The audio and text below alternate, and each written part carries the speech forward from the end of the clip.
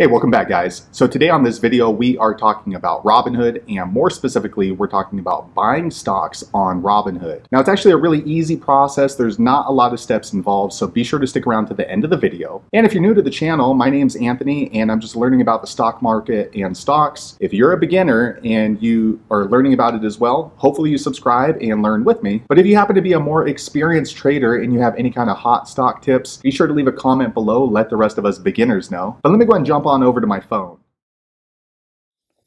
Okay guys, so I went ahead and switched over to my phone, and today we are going to buy some Pepsi stock with Robinhood, and it's all handled here in the Robinhood app. It's this green one here on the left. If you don't have this app already, check my video description. I'll try to leave a referral link there, but I'm going to go ahead and open my Robinhood app, and it should bring you right here to the home screen. Now here on the home screen, if you want to continue buying Pepsi stock on Robinhood, you want to click on this little search icon here on the bottom center. Once you click there, it will bring up the search bar, and inside you can easily just type in Pepsi, or you can type in the stock ticker PEP. Either way, the company should pop to the top. Go ahead and click there, and then it will bring up the historical chart price for Pepsi. As you can see today, Pepsi is currently trading for about $143 per share. Now, in order to buy Pepsi stock on Robinhood, you want to click on this trade button, and then you can choose to either trade Pepsi options, or you can go ahead and buy PepsiCo stock, which is what we're going to do today. So I'll click on buy, and then you can choose how much Pepsi stock you want to buy on Robinhood. For the purpose of this video, we're going to buy $3 worth, and that's the nice thing about trading Pepsi on Robinhood